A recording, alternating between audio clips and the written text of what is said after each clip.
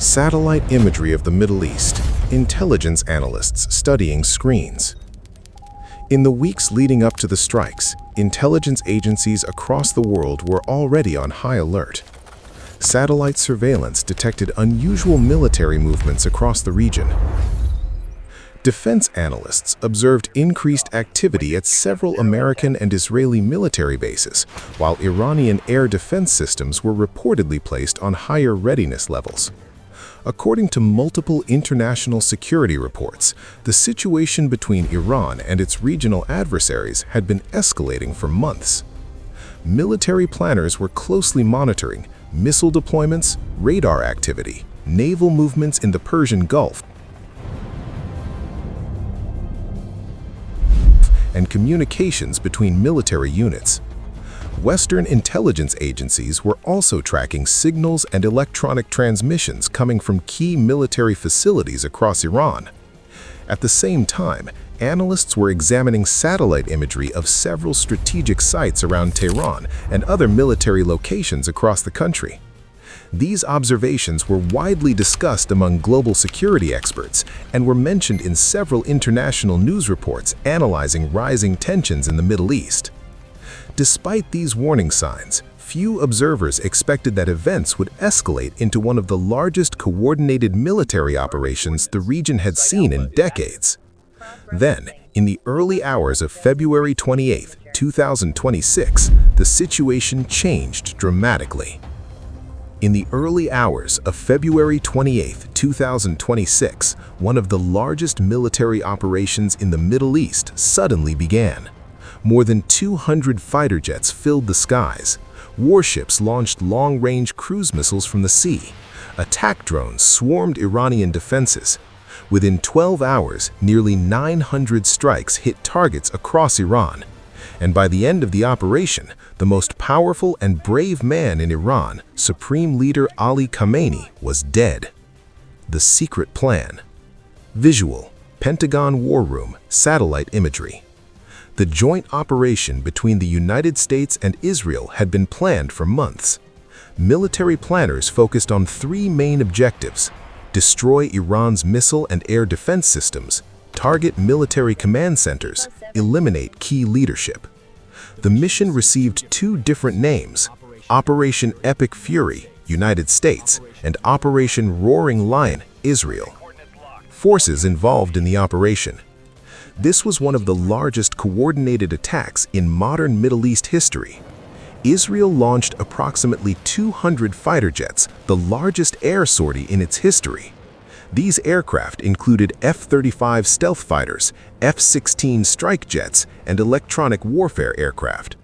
Meanwhile, the United States deployed F-35 and F-A-18 fighter jets, aircraft from U.S. aircraft carriers, long-range bombers, and surveillance planes. Naval forces. The U.S. Navy joined the attack from the sea. Warships launched Tomahawk cruise missiles, missile salvos targeting Iranian radar systems. Tomahawk missiles can travel over 1,600 kilometers and strike targets with extreme precision. Drone warfare. The United States also deployed new Lucas suicide drones. These drones were designed to overwhelm air defenses, destroy radar systems, and create openings for fighter jets. The first wave of attacks. Time, 4 a.m. local time. The operation began with a massive opening strike. In the first phase, Israeli jets crossed into Iranian airspace, electronic warfare disabled radar systems, cruise missiles struck air defense positions. Within hours, hundreds of targets were hit simultaneously. Targets included missile bases, drone facilities, military airfields, and Revolutionary Guard headquarters.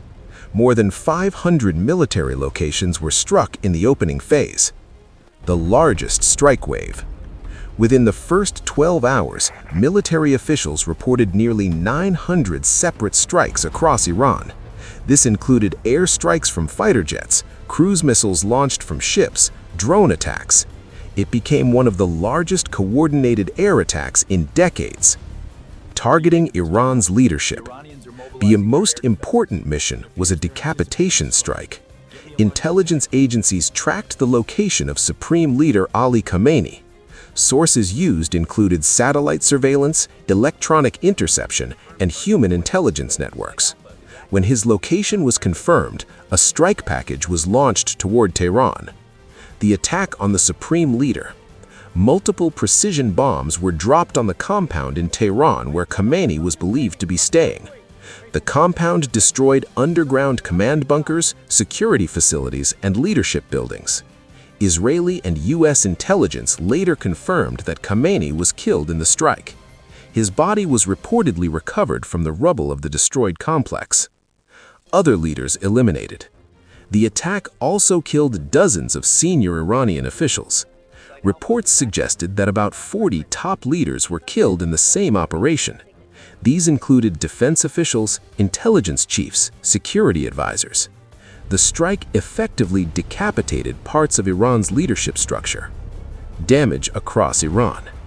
The operation struck military bases, missile launch sites, naval facilities, and drone factories.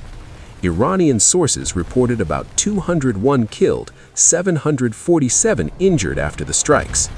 Iran's retaliation. Within hours, Iran launched missiles and drones toward Israel, U.S. bases in the Middle East, and targets across the Gulf region. Explosions were reported across several countries as the conflict escalated. Why this operation was so big? Military analysts say the operation had several goals: destroy Iran's nuclear infrastructure, weaken the Revolutionary Guard, and remove Iran's top leadership. The scale of the attack was compared to major air campaigns of modern warfare. What happens next? The death of the supreme leader triggered a political crisis. Iran began preparing an interim leadership council to manage the country until a new leader is chosen. Meanwhile, tensions across the Middle East remain extremely high. 200 fighter jets, nearly 900 strikes in 12 hours. A military operation that changed the balance of power in the Middle East overnight. But the biggest question now is not what happened, it's what comes next. Within hours of the massive U.S.-Israeli air operation, Iran's leadership issued one of the strongest warnings in decades. Tehran called the attack a clear act of military aggression and announced that retaliation against American and Israeli targets had begun. Iranian officials stated that all U.S. military bases and interests in the Middle East had become legitimate targets after the strikes. The Iranian Foreign Ministry declared, "The armed forces of Iran will use all their power to defend the country and respond to this aggression." Iranian President Mossad declared that avenging the death of Ali Khamenei was the country's legitimate duty and right. The Iranian government promised a long-term response, warning that the conflict could expand far beyond the initial strikes. Some Iranian military leaders warned that the region could enter a large-scale war involving multiple countries. Groups that condemned the strikes included Hezbollah in Lebanon, militias in Iraq and Syria, and Houthi forces in Yemen. These groups hinted that they could join the confrontation. At the same time, global powers began reacting. Russia strongly condemned the attack, calling it armed aggression against Iran and warning it could destabilize the entire region. China and several international organizations urged immediate restraint to prevent a wider war. Military analysts warned that if the conflict escalates further, it could trigger a major Middle East war, disruption of the global oil supply, closure of the Strait of Hormuz, and confrontation between global powers.